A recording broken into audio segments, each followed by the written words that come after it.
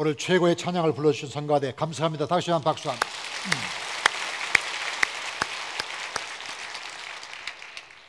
오늘은 교회 역사가 정한 성령 강림 주일입니다. 같은 하나님이신 하나님이 몸을 입고 오신 것을 성탄절이라고 한다면, 같은 하나님이 영으로 임하신 것을 성령 강림 주일이라 이렇게 말합니다. 사실은 성탄절과 이 성령 강림절이 같은 격인데 우리는 성탄절을 좀 많이 생각하고 성령 강림 주일은 조금 덜 생각하는 경향이 우리에게 있어서 성령님께 조금 미안합니다. 조금 미안함을 가지고 있는데, 오늘 거룩한 성령 강림 주일에 성령께서 여러분과 함께 하시기를 간절히 축복합니다. 우리가 이 세상에서 잊을 수 없는 사람이 있다면 그 중에 한 분이 어머니가 아닐까. 제가 이 가정마다 신방에 보면 옛날 얘기를 끄집어낼 때 보면 항상 우리 어머니가 14년 전에 돌아가셨어요. 5년 전에 돌아가셨어요. 근데 지금도 살아계시는 것 같아요. 지금도 어머니만 생각하면 가슴이 뭉클하고 목이 메어요. 그런 분들이 참 많이 있습니다. 소설가 박경리가 어머니라는 시를 하나 썼는데 이렇게 썼습니다. 어머니 생전에 불효막심했던 나는 사별 후 30년 꿈속에 어머니를 찾아 헤매었다. 고향의 집을 찾아가기도 하고 서울 살았을 때 동네를 찾아가기도 하고 피난 가서 하룻밤을 묵었던 관악산 절간을 찾아가기도 하고 어떤 때는 전혀 알지 못할 곳을 애타게 찾아 헤매기도 했다. 언제나 그 꿈길은 황량하고 삭막하고 아득했다. 그러나 한 번도 어머니를 만난 적이 없다. 꿈에서 깨면 어머니는 돌아가셨지. 그 사실이 얼마나 절실한지 마치 생살이 찢겨 나가는 듯 했다. 불효막심했던 나의 회한, 불효막심의 형벌로서 이렇게 나를 사로잡아 놓아주지도 않고 꿈을 꾸게 하나보다. 이렇게 썼는데 이 시를 쓸 때 박경리는 80이 넘은 할머니였습니다. 본인도 할머니고 본인도 어머니고, 어머니가 30년 전에 돌아가셨는데 그걸 잊지 못하고 그렇게 오랫동안 생살이 찢기는 것 같은 아픔을 경험했다고 하니까 우리가 잘 이해를 못하지만 그래도 그 입장에서는 그럴 수 있겠다, 그런 생각을 해봅니다. 왜 우리가 어머니를 그리워할까 생각해 보니까 우리 많은 상처와 아픔과 눈물이 있잖아요. 우리가 살아가면서 경험하는 많은 상처와 아픔을 가장 우리처럼 느껴주면서 우리가 아플 때 본인이 아플 것처럼, 우리가 외로울 때 더 본인이 외로운 것처럼 우리 곁에서 함께 고난을 같이 경험해 주신 어머님이 생각이 나서 그런 상처와 아픔 때문에 우리는 더 어머니를 그리워한 게 아닌가, 그런 생각을 해봅니다. 놀랍게도 성경은 성령 하나님을 어머니라고 비유하고 있습니다. 요한복음 말씀 보면 내가 너희를 고와 같이 버려두지 아니하고 너희에게로 오리라. 어떤 어머니가 자녀를 고아처럼 버리겠어요? 그런 어머니는 이상한 어머니죠.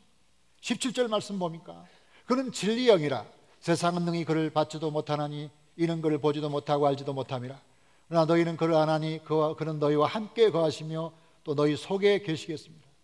그러니까 성령 하나님이 마치 어머니처럼 우리와 함께 계시고 우리 속에 계시면서 영원히 우리와 함께 하신다. 육신의 어머니가 자녀와 함께 하듯이 하나님이신 그분이 어머니같이 영적인 자녀인 우리와 늘 함께 하신다. 그래서 우리가 성령님을 사모하고 그리워하고 그분의 도움을 필요로 한다 하는 겁니다. 오늘 거룩한 성령 강림주에 우리에게 있는 많은 상처와 아픔과 눈물과 탄식을 성령님께서 다 씻어주시고 치료해 주시고 회복하게 하실 줄로 믿습니다. 성령 하나님을 우리가 생각하면서 생각하는 첫 번째는 누구나 다 상처를 받고 산다는 거죠. 상처 없이 사는 사람이 있을까요? 한번 옆에 있는 사람이 물어볼까요? 당신에는 상처가 없습니까? 물어보지 말길 바랍니다. 왜냐하면 물어보나 마나 그 답은 뻔하기 때문에 그건 물어볼 필요가 없어요. 우리 모두 다 상처를 안고 사는 거예요. 어릴 때 부모로부터 받은 상처도 있을 수 있고, 자라면서 형제 친구들 때문에 받은 상처가 있을 수 있고, 또 한참 사춘기 때는 좋아하는 그 아이와 이루어지지 못한 사랑 때문에 아주 마음이 아플 수 있고, 자라면서 실직하고 가난하고 아프고 병들고 못 배우고 혹은 이런저런 이유 때문에 우리가 많은 상처를 안고 사는데 상처 없는 사람이 있을까요? 아무도 없다고 생각해요. 저는 성경에 나온 사람들 보면 전부 상처투성이인 사람들, 자기 형에게 아무 죄 없이 죽은 아벨부터 시작해서 사라 때문에 쫓겨나 광야로 가게 된 하갈의 상처, 형들에게 버림받고 애굽에 가 13년 동안 고생했던 요셉의 상처, 남편이 5명 있었지만 한 사람도 자기 남편이 아닌, 지금 있는 사람도 자기 남자가 아닌 남자들에게 버림받은 수가성 여인의 상처, 그리고 찢기고 밟히고 7 귀신 들린 막달라 마리아의 상처. 나는 예수님 어머니가 그렇게 상처가 많은 줄 몰랐어. 예수님께서도 그랬지만, 여러분, 자기 아들이 십자가상에서 갈기갈기 찢겨 죽는 것을 보는 어머니, 그게 얼마나 큰 상처겠어. 차라리 어머니가 안 봤으면 좋은데 이 예수님의 어머니는 얼마나 많은 상처를 안고 살았을까요? 그 계속해서 이 성경에는 수많은 상처 투성이의 얘기를 하고 있습니다. 그런데 그 중에 한 사람이 다윗이었습니다. 우리는 생각할 때 다윗은 무슨 상처가 있을까? 하나님을 사랑하고 믿음이 좋았던 다윗, 무슨 상처가 있었을까 하는 생각하지만, 오늘 말씀에 보니까 이 다윗의 상처가 그대로 고스란히 나오는 걸 볼 수가 있습니다. 다윗은 많은 상처를 받았지만 사울 임금에게 얼마나 쫓겨다녔습니까? 아무 죄 없이. 이것은 의로운 상처라고 칩시다. 다윗이 경험했던 상처 중에 제일 큰 건 아마 자기 아들 때문에 생긴 상처가 아니었을까? 압살롬. 그 아버지를 죽이려고 아버지를 쫓아내고 자기가 왕이 되려고 했던 압살롬 때문에 다윗은 맨발을 벗고 감람산을 울면서 넘었는데, 감람산을 넘으면서 자기 가슴을 치면서 내가 자식을 잘 못 길렀어, 내가 잘 못 가르쳤어. 자식 때문에. 경험하는 상처는 남에게 말도 못하고 얼마나 괴롭습니까? 그렇지 않습니까? 그런데 이 압살롬 때문에 당했던 상처는 그 후에 밧세바 때문에 당한 상처에 비하면 아무것도 아니었다. 이 다윗이 좀 평안할 때가 됐는데 한 번 옥상에서 보니까 저 밑에 백주 대낮에 어떤 여자가 목욕을 하고 있는 거예요. 그래가지고 이 다윗이 그 여자를 데리고 와서 범죄를 했어요. 그리고 이 범죄를 캄프라치하기 위하여 그 남편을 전쟁으로 보내서 고의적으로 죽입니다. 아무도 몰랐죠. 감쪽 같았죠. 근데 하나님은 보시고 있었어요. 나단이 가서 당신이 바로 그 죄인입니다 했을 때 다윗이 무릎 꿇고 회개하고 눈물로 쓴 시가 오늘 시편 51편이에요. 그래서 시편 51편의 표제를 보면 다윗이 밧세바와 동침한 후 선지자 나단이 그에게 왔을 때 썼다고 성경이 나옵니다. 이 상처란 말을 히브리어로는 샤벨이라고 부르는데, 이 샤발이라는 이 단어는 깨어지다, 깨어지다는 뜻이에요. 이게 우리말 사발과 비슷해요. 히브리어는 우리말과 많이 비슷합니다. 그래서 왜 샤발이라고 했는가 하면 사발에서 나온 말이야. 그러니까 우리의 사발이 마치 우리 마음에 사발이 있는데, 그 그릇이 있는데 그 그릇이 받을 만한 용량이 아닌 거, 너무 많은 걸 받으면 그릇이 깨지지 않습니까? 마찬가지로 우리의 심령이 감당할 수 있는 한계를 벗어나면 상처를 받는 거야. 그래서 히브리어로 사발이라. 근데 그리스어로 말하면 스칸달론이라고 부르는데, 스칸달론은 실족하다는 말로 우리말로 번역이 되어 있어요. 여기서 스캔들이라는 말이 나오게 됩니다. 이 스캔들이라는 말의 원어인 스칸달론은 함정에 빠지는 겁니다. 어떤 미끼가 있으면 미끼를 잡으려다가 함정에 빠져서 실족하는 겁니다. 넘어지는 거예요. 이걸 스칸달론 혹은 상처, 실족 이렇게 말합니다. 그런데 우리가 예수님의 생애를 보면 얼마나 많은 상처를 받고 사는지 몰라요. 예수님이 태어날 때부터 죽을 때까지 계속 상처투성이의 인생을 살지 않습니까? 근데 재미있는 건요, 예수님은 상처를 받을 뿐만 아니라 상처를 주셨어요. 여러분이 예수님이 사람들에게 상처를 주었다는 설교를 저에게서 처음 듣는데, 저도 처음 발견했어요. 이 말은 예수님이 많은 사람에게 상처를 주려고 준 게 아닌데, 듣는 사람에 따라서 예수님 말 때문에 상처받는 사람이 많았다는 거예요. 자, 예를 들어 봅시다. 바리새인들에게 예수님이 이 독사의 자식들아, 회칠한 무덤아 하고 소리 지를 때 여러분이 바리새인이면 아멘 하겠어요? 절대 아멘 안 나옵니다. 이 독사의 자식들아, 뱀들아 그러면 화가 나가지고 지가 뱀인데 나보고 뱀이래 이러면서 상처를 받잖아요. 그렇잖아요. 예수님의 제자들을 보면 우리는 예수님이 부드럽고 온유하기 때문에 다 품은 줄로 알지만 예수님도 굉장히 엄격할 때가 많아요. 그러니까 이 제자들이 제대로 정도로 가지 않고 뭐 여기저기 돌아다니니까 예수님께서 너희가 누구냐? 바람에 날리는 겨냐? 갈대냐? 아무데나 다니게? 기도하지 않고 뭐 하는 거야? 하고 요즘 말로 예수님이 엄하게 했더니 제자들이 무서워서 예수님 곁을 떠나더라. 시몬 베드로만 남았더라. 그렇게 나온 게 또 있어요. 이 말은 예수님이 제자들에게 뭐 상처를 주려고 준 게 아니라 예수님의 수준에 못 미치는 거야. 그러니까 사람들이 예수님 말씀 듣고 상처를 받을 수 있다는 거예요. 예수님의 상처를 받은 사람 중에 아마도 생각기에 마르다와 마리아가 있을 거예요. 마르다와 마리아는 오빠가 나사로잖아요. 나사로가 병들었어요. 예수님께 사람 보내서 빨리 오세요 주님, 우리 오빠가 지금 몸이 아파요 이러는데 예수님 빨리 와야 되는데 늦게 왔잖아요. 늦게 가보니까 이미 나사로가 죽은 거야. 그러면 그 동생들의 입장에서는 굉장히 상처받죠. 아니 사람을 안 보낸 것도 아니고 보냈는데 늦게 와가지고 우리 오라버니가 죽지 않아도 될 걸 죽었다면 그 동생들에게는 많은 상처가 있었을 거예요. 자, 이 말은 예수님께서 사람들에게 상처를 주었다는 게 아니라 상처에 대한 다른 해석을 한번 생각해 볼 수 있는 기회가 된다는 거죠. 자, 이 말씀 한번 읽어보겠는데요. 누가복음 봅시다. 자, 같이 읽어봐요. 시작. 시몬아 시몬아 보라 사탄이 너희를 밀가부르듯 하려고 요구하였으나 그러나 내가 너를 위하여 내 믿음이 떨어지지 않기를 기도하였노니 너는 돌이킨 후에 내 형제를 굳게 하라.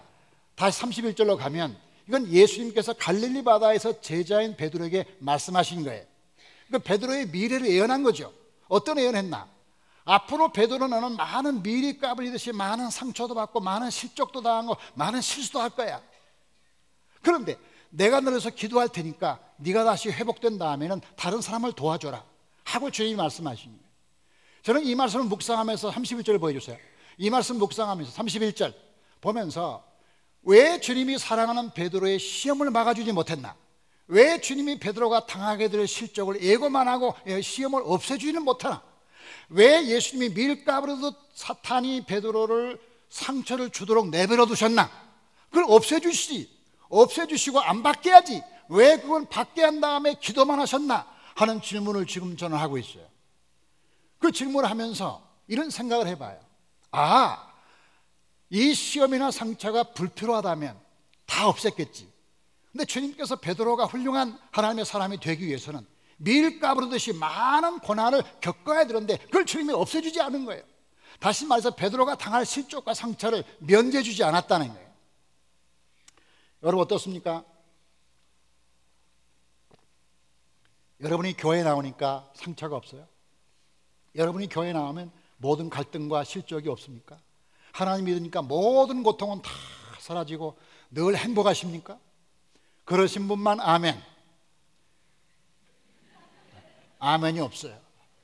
아니 예수 믿으면 좀 상처도 안 받고 예수 믿으면 좀 갈등도 없고 예수 믿으면 실족도 하지 않고 좀 좋은 일만 있어야 되는데 심지어 베드로마저도 주님께서 안 도와줬다니까요. 기도만 했다는 기도만. 이 말은 우리에게 많은 상처가 우리 아프게 하고 쓰라리게 하고 고통스럽지만 이것이 나름대로 필요하다는 걸 전제하는 거예요. 필요하다. 그거 왜 필요하냐? 다시 31절 말씀 보면 밀 까부르듯이 사탄이 너를 까불렀다. 이 말은 상처가 뭐냐면 우리의 영적인 키질이에요. 키질. 영적으로 이렇게 키질하는 거예요. 타작. 여러분이 밀이나 볼이나 이걸 타작할 때 얼마나 아프겠어요. 뭐 도리깨로 막 밀을 때리고 보리를 때려서 껍질을 벗겨가지고 이걸 한다면 얼마나 밀의 입장에서는 보리 입장에서는 벼 입장에서는 아프겠냐고 말이죠. 근데 이거를 통해서 껍질이 다 벗겨지면서 이것이 다 결은 다 하늘로 올라가잖아요. 바람 불면 결은 다 하늘로 올라가고 알곡만 뚝뚝뚝뚝뚝 떨어지잖아요. 알곡만 떨어지는 거야. 그러면 이 상처라는 게 영적 타작이구나, 영적 키질이구나. 이게 좋은 건 아니지만 이거를 통해서 우리 자신이 더 많이 겸손해지고 더 많이 죽정이는 사라지고 더 좋은 것이 남도록 바꿔주신 하나님, 바꿔주신 하나님, 그걸 통하여도 주님을 닮아가는 사람이 되도록 한다면 별로 우리가 환영할 뻔은 아니지만 별로 나쁠 것도 없다 하는 생각을 하게 되는 거죠. 그래서 우리에게 이 상처가 피할 수 없다는 겁니다. 두 번째 우리가 생각할 것은 그럼 왜 상처가 오나를 생각해 보자고요. 왜 상처가 오나? 자, 우리가 여러 종류의 상처를 경험하고 사는데 그 상처는 어디서 온 겁니까? 물론 마귀가 주는 거죠. 사탄이 주는 거죠. 그러면 할 말이 없죠. 딱 답이 나왔으니까. 그런데 우리에게 상처를 주는 것은 주로 인간관계를 통해서 오죠. 자연을 통해서 오겠습니까? 자연을 통해서 오는 건 몸이 좀 다칠 뿐이죠. 그러나 우리의 마음을 상하게 하는 것은 인간관계 속에서 오는 거죠. 그래서 이 인간관계 속에서 갈등과 다툼을 통해서 오는데, 인간관계 속에서 어떤 무엇이 사람들의 마음을 상하게 하는가 하는 것이 매우 중요한데, 이쪽에 이것을 연구하는 사람들에 의하면 이것을 성격장애라고 부른다. 그러니까 사람이 가지고 있는 성격장애가 참 많아요. 어떤 사람도 완전한 성격을 가진 사람은 없어요. 근데 그 중에서 특별히 상대방에게 상처를 주는 성격들이 몇 가지 있다. 첫째로 자기애적 성격. 이거는 늘 자기중심적인 사람이에요. 자기중심. 남은 안중이 없어요. 나 자기중심. 누구나 다 자기중심이에요, 사람은. 그런데 특별히 자기중심적인 사람이 있다. 자기 외에는 없어요. 나 외에는 없는 사람이죠. 나 잘난 맛으로 사는 거, 이게 자기중심적인 성격에서 나오는 거죠. 자, 그 다음에 또 하나가 있다면 뭔가요? 연극성 성격장애라는 건 뭐냐면 자기를 드러내는 걸 좋아하는 사람, 자기를 과시하기를 좋아하는 그런 사람이 있다. 그래, 자기를 막 드러내고 싶어.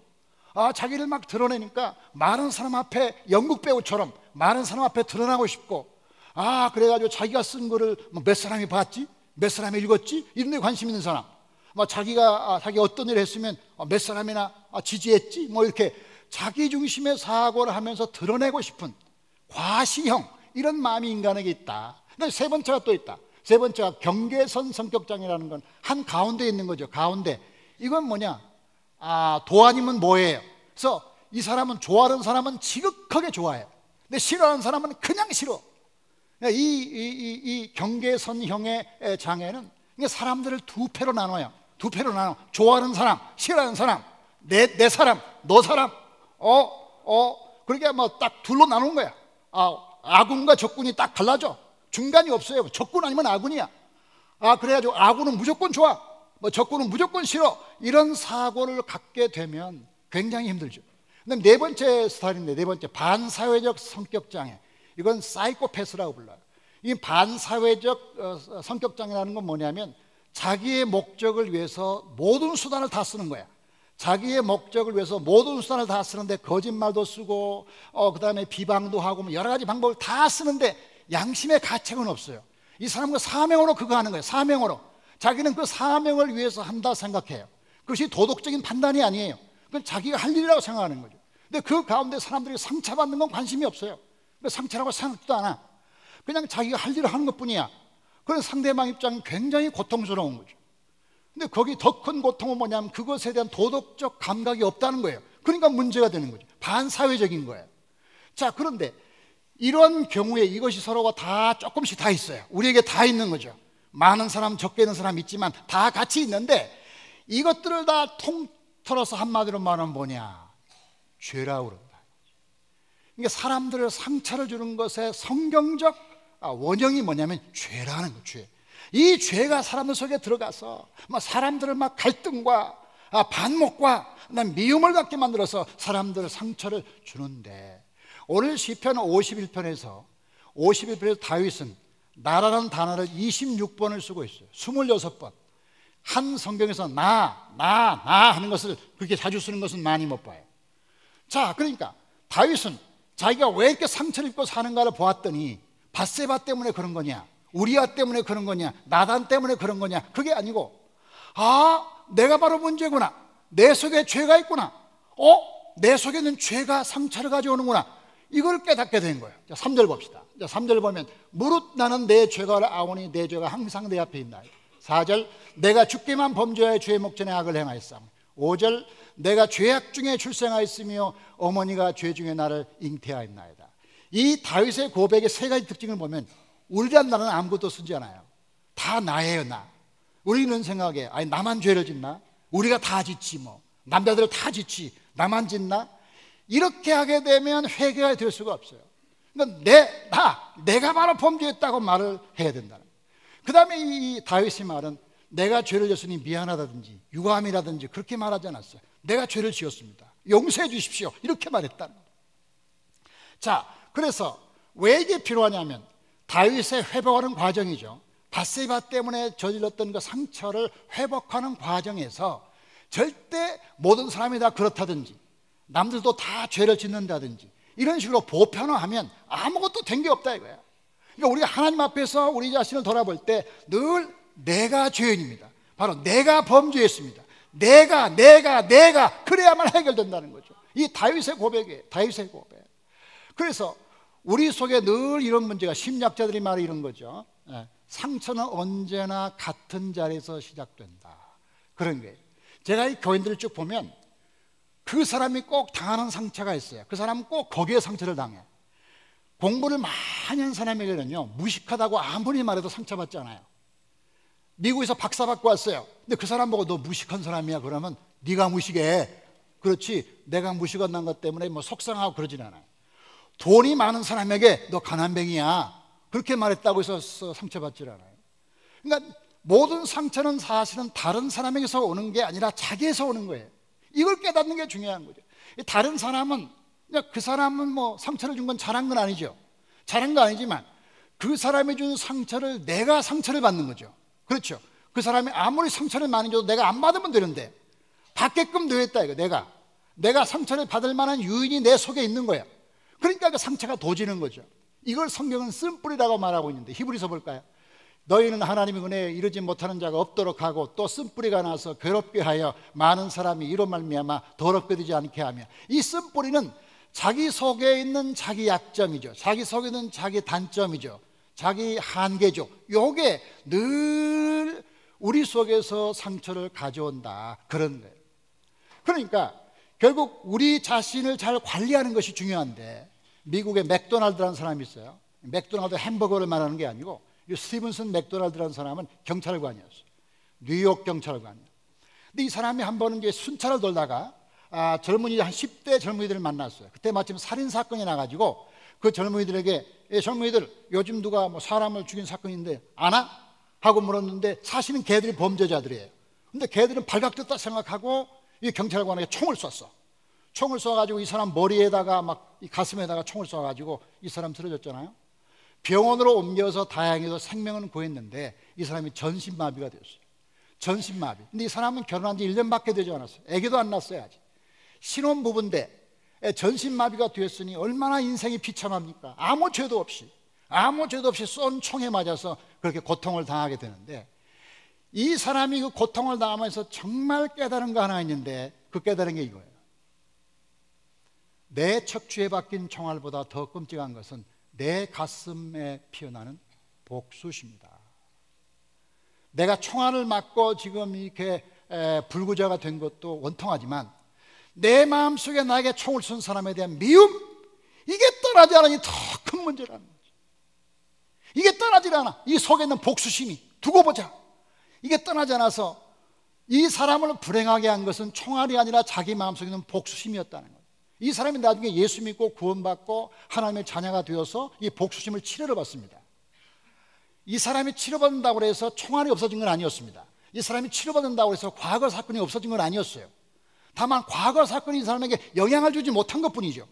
영향을 주지 않을 만큼 우리는 우리 자신을 관리해야 됩니다. 이 세상에 살아가면서 우리가 상처받지 않기를 기대할 수는 없습니다. 왜?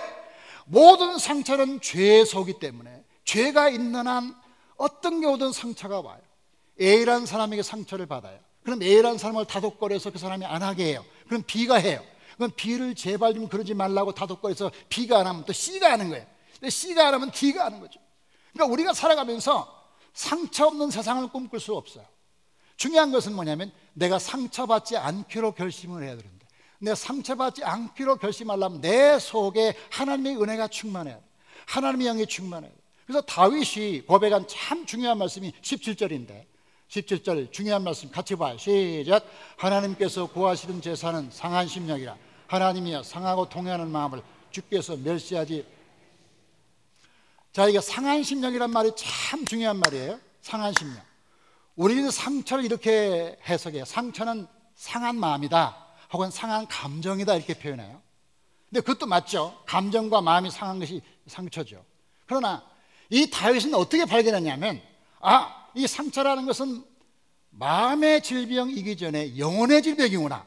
이 상처라는 것은 내 감정이 저기압이 되는 것이 아니라 내 영혼이 문제가 생기는 거구나. 그게 뭐냐? 상한 심령, 심령은 영인데 broken spirit 깨어진 영혼, 깨어진 영이라는 말을 쓴 거예요. 그러니까 이 다윗이 말할 때 깨어진 영이라는 것은, 인간은 세 종류가 있잖아요. 육체와 정신과 영이 있잖아요. 그렇죠? 몸과 혼과 영이 있잖아요. 근데 몸은 우리가 가지고 있는 거고 혼은 정신인데, 이 영이 우리 속에 있잖아요. 영이. 근데 이 우리 속에 있는 영이 깨어지면 우리는 망하는 거예요. 육체가 깨어지면 좀 뭐 약을 먹고 치료하면 되지만, 그러니까 다윗은 이 밧세바 사건을 통해 자기 영이 깨어졌다는 거죠. My spirit is broken. 내 영이 깨어졌다는 거죠. broken, 깨어졌어. 그래서 어찌하면 좋으냐? 이게 자기 탄식인 거예요. 여러분, 이 다윗의 이 발견은 바로 우리가 발견해야 될 중요한 발견이에요. 우리가 어떤 상처를 받을 때 기분만 나쁘고 그냥 막 감정이 깨어지는 것이 아니라, 우리 영이 파괴돼 가지고 우리 존재 근거가 사라져서 우리가 살 힘이 없잖아요. 살아갈 재미가 없는 거 아니야. 그게 왜 그래요? 우리의 영이 깨진 거란 말이에요. 영이. 그러면 우리가 영이 깨졌다면 어떻게 해야 돼요? 영이 회복돼야 되잖아요. 영이 회복되려면 어떻게 해야 돼요? 하나님의 성령님이 이 속에 들어오면 되죠. 우리의 영이라는 것은 피조된 영이죠. 근데 우리 영 속에 하나님의 성령이 들어오면, 하나님의 성령이 들어와서 그분이 우리를 지배하고 다스리면, 그분 때문에 우리가 깨진 영이 회복될 줄로 믿습니다.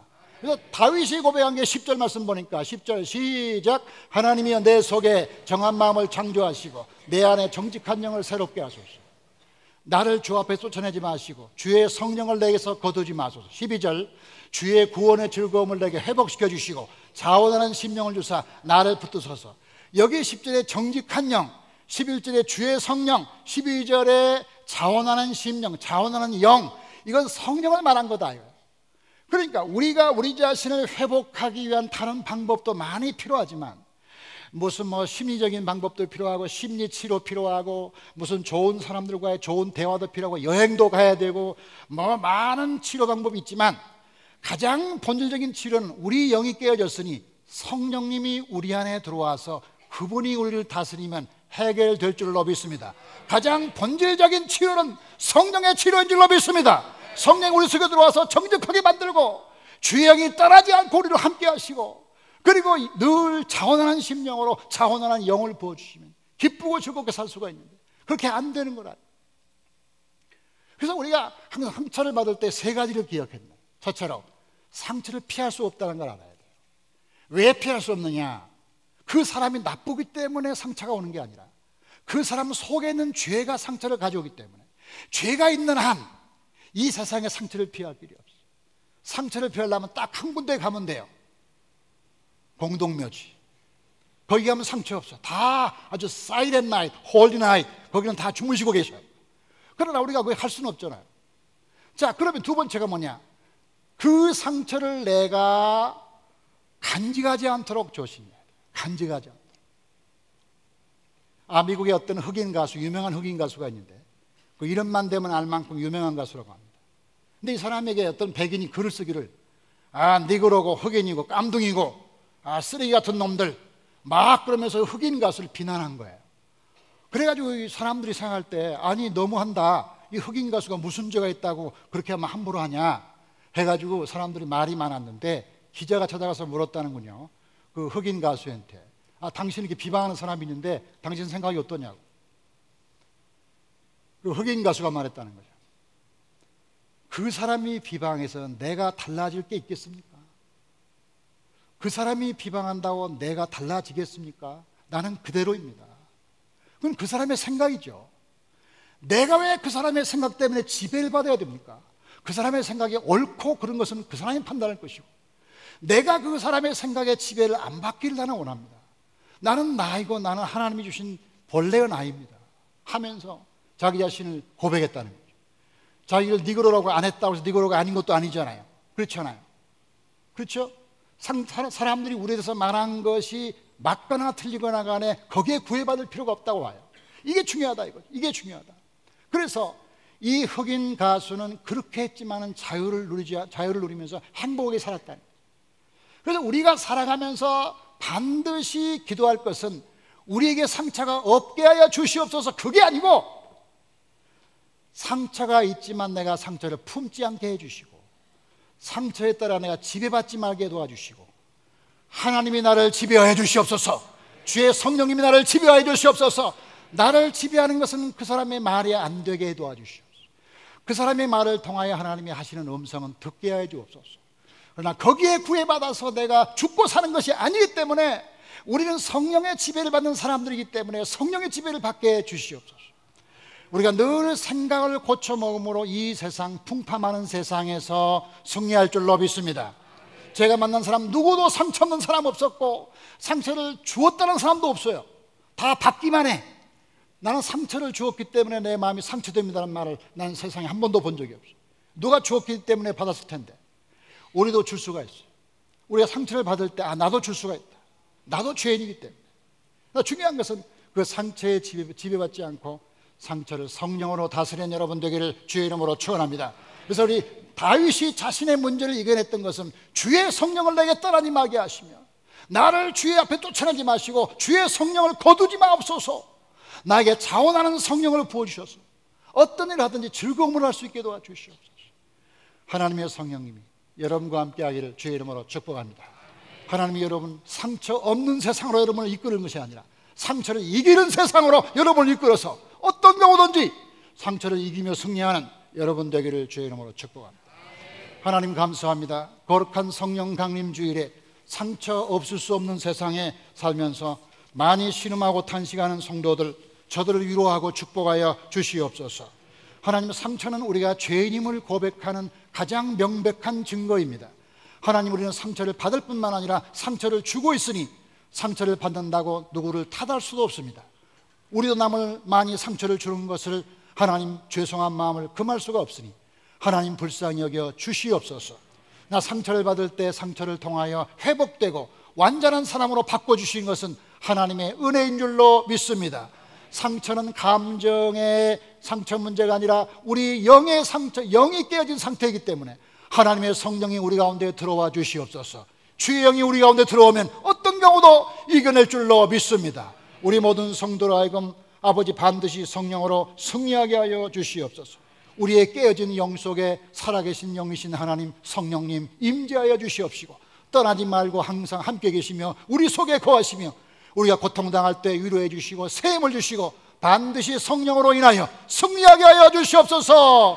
이 세상에 살아가는 우리가 상처를 피할 수 없으니 상처가 우리 속에 남아있지 않도록 늘 성령께서 우리를 지켜주시고 보호해 주시고, 그리고 상처를 통하여 자기를 발견하고 모든 부스러기를 하늘로 올려버리고 알곡만 남는 거룩한 영적 정결의 은혜를 허락하여 주시옵소서. 오늘도 우리 모든 성도에게 은혜 주심을 감사하며 우리 주 예수 그리스도 이름으로 기도하옵나이다.